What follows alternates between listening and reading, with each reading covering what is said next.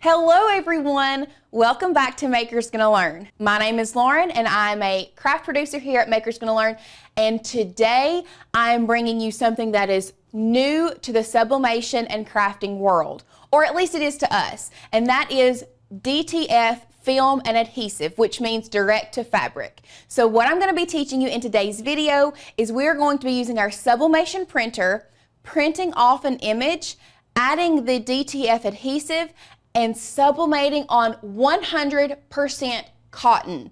Y'all, this is not a joke, it is possible, and today I'm going to show you how. Now I'm going to go overhead and show you all the materials that you're going to need for us to get crafty today.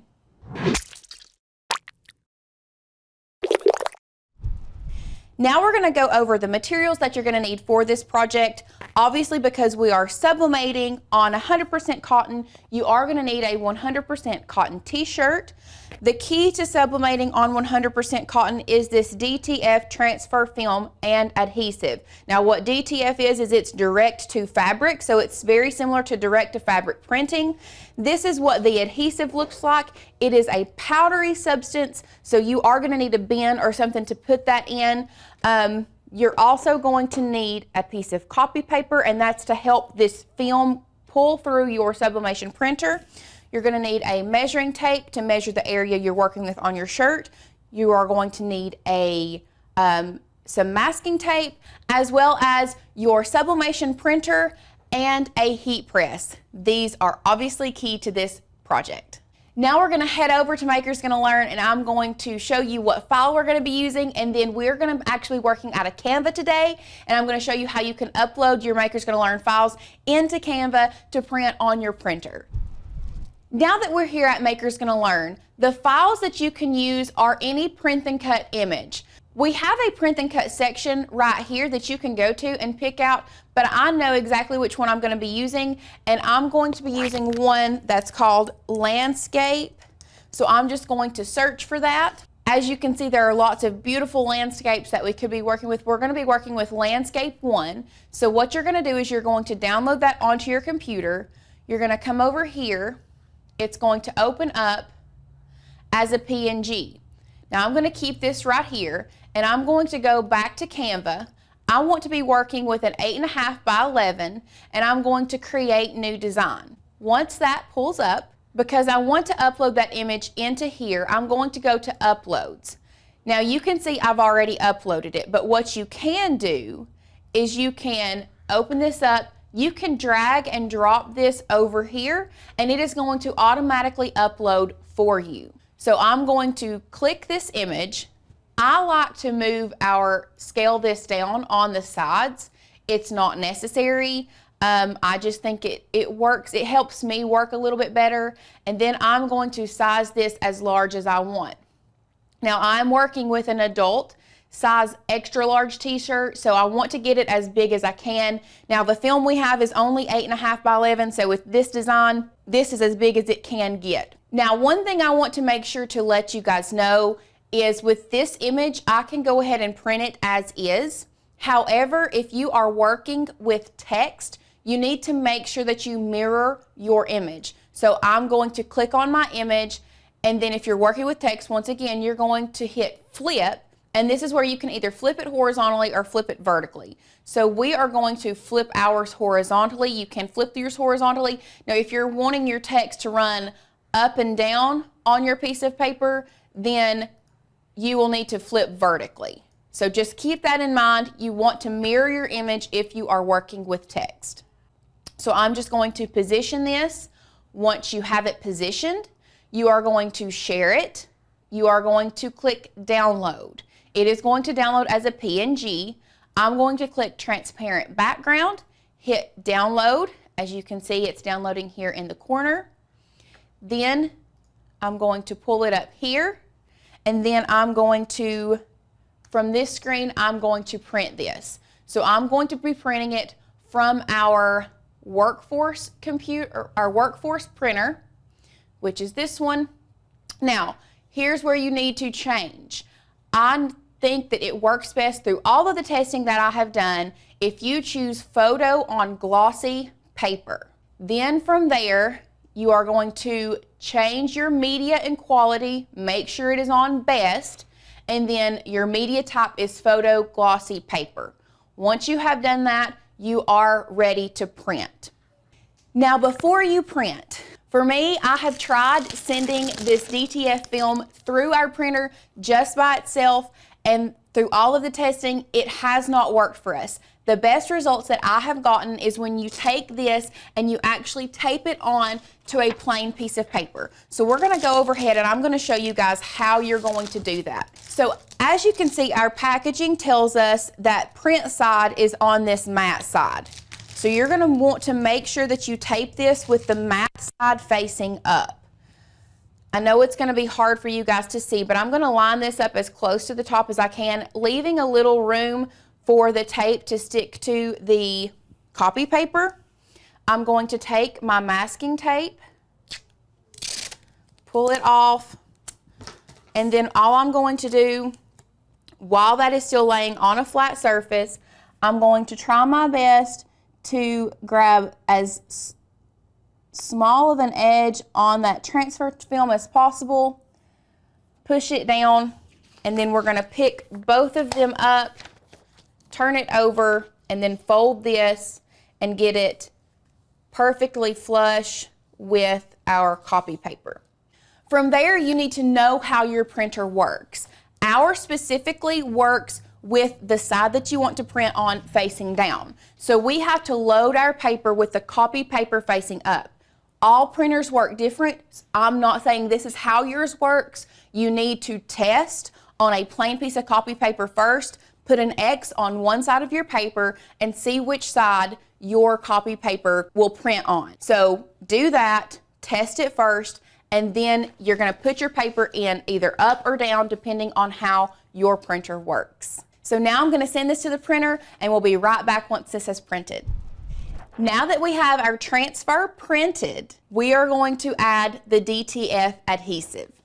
So as you can see, we've been testing and working, so I've already got some in there. So what I'm gonna do is I'm just gonna place my film in here, trying your best not to touch your ink.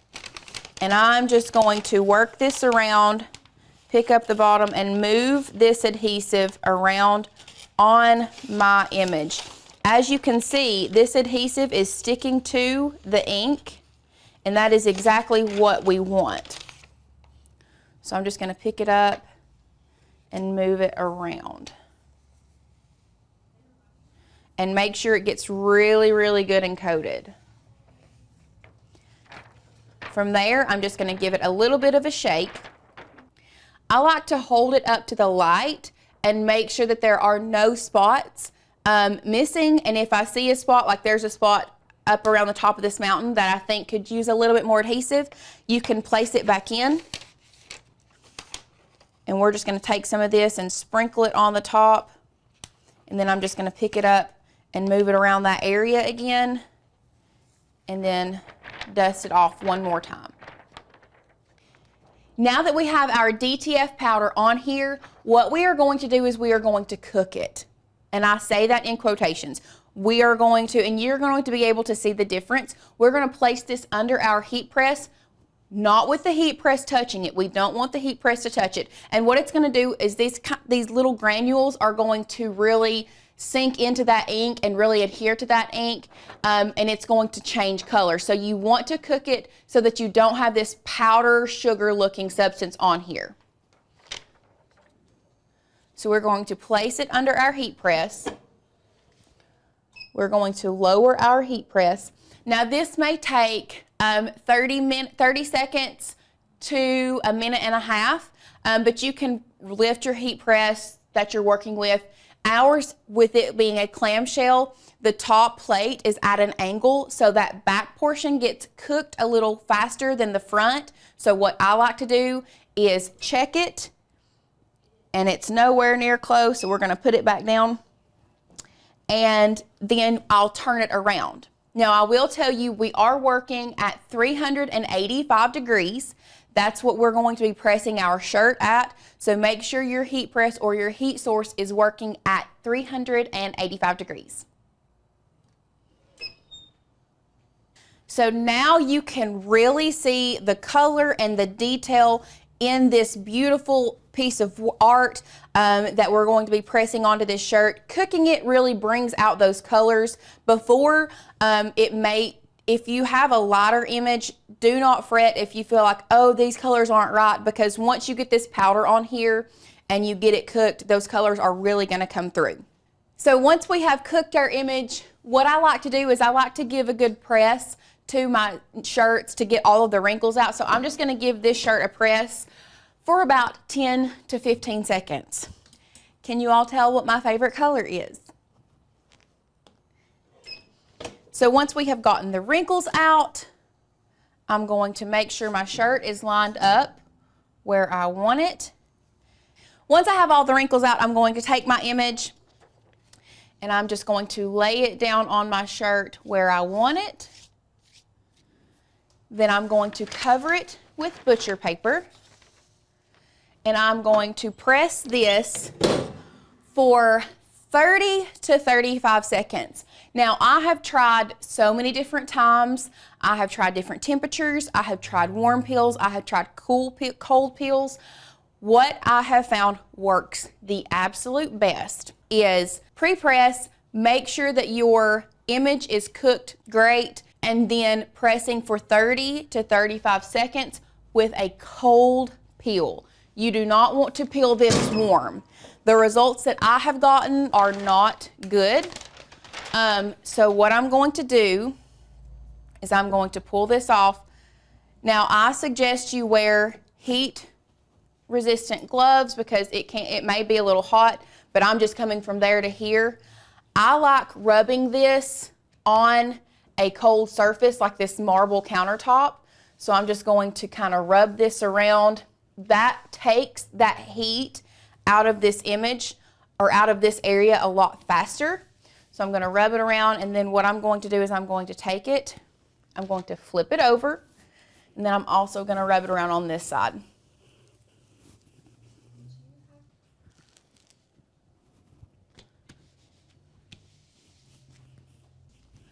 Once this is cool to the touch, we are going to come in here and start peeling up our image. This is always the nerve-wracking part for me because the first couple times that we did this, it was terrible. And it just did not peel like it was supposed to. So it always makes me super nervous to peel this off. But y'all, look at that result. How beautiful is that? And on a 100% cotton t-shirt. I hope this has helped answer some of your questions because this is a new product to the sublimation world. Direct-to-fabric printing has been around for forever, but as far as using your sublimation printer for direct-to-fabric printing, it is still very new. Now, one thing I need to make sure you know, there is a difference with direct-to-fabric printing and sublimation. You still can't print white with sublimation like you can with direct-to-fabric, so you are going to have to use lighter colors or white or cream or bleach your shirts out, but the results are still amazing on 100% cotton t-shirts. Now, if you have more questions about using the DTF film and the adhesive, we're actually going to be going live on Monday to see what all we can actually use this film and adhesive on with sublimation. So make sure you tune in on Monday, August the 15th to ask us all your questions. We will be here to answer them live, and I can't wait to see you guys there. Bye.